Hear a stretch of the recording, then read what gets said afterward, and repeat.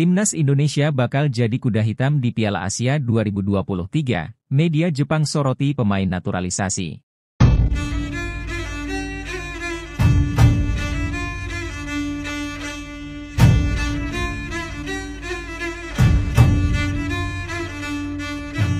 Timnas Indonesia menarik perhatian sebagai potensi kekuatan mengejutkan di ajang Piala Asia 2023.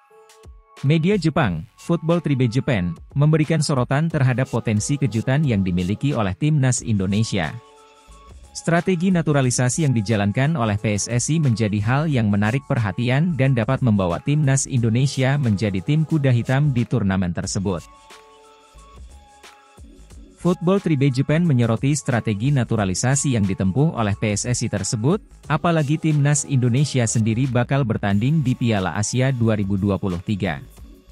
Jepang sendiri diketahui satu grup dengan Timnas Indonesia. Pada ajang tersebut, Jepang bakal gabung dengan Irak, Vietnam, dan Timnas Indonesia di Piala Asia 2023. Tak hanya Piala Asia 2023, Timnas Indonesia juga dihadapkan turnamen kualifikasi Piala Dunia 2026. Menurut media tersebut, strategi naturalisasi yang dipakai oleh PSSI patut diwaspadai. Jika berhasil, media tersebut memprediksi Timnas Indonesia bakal jadi kekuatan baru di benua Asia. Apalagi Shin Tae-yong telah sukses mengangkat derajat Timnas Indonesia di kancah sepak bola saat ini. Berdasarkan rumor dari sejumlah media lokal, PSSI bakal mengincar 6 nama pemain diaspora untuk memperkuat skuad Timnas Indonesia. Jika bisa bermain semua, media tersebut memprediksi Timnas Indonesia bakal jadi kekuatan baru di benua Asia.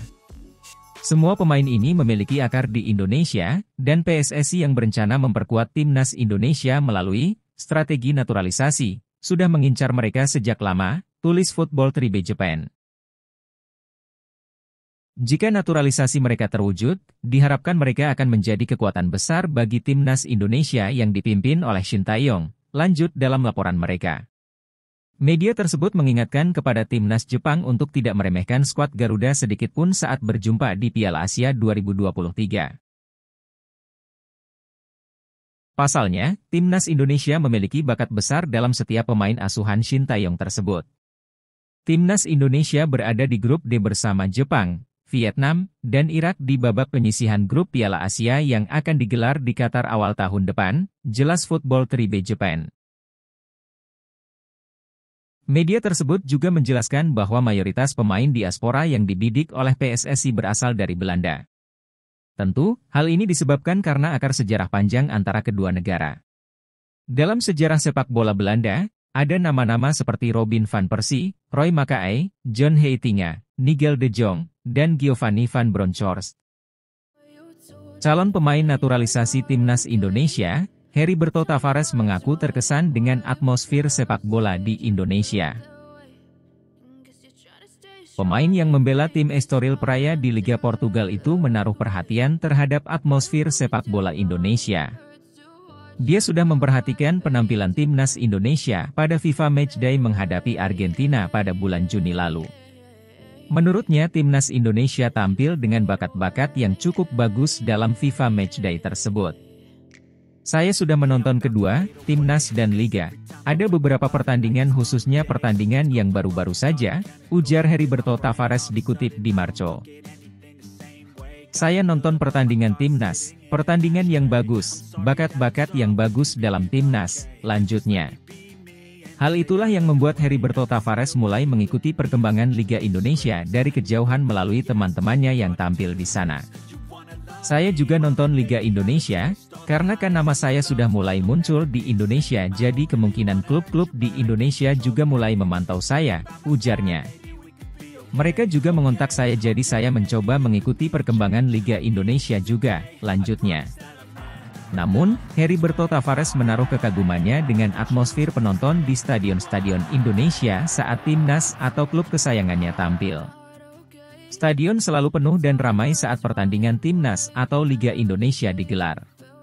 Menurutnya, hal ini jauh berbeda dengan Portugal yang tidak sefanatik seperti di Indonesia.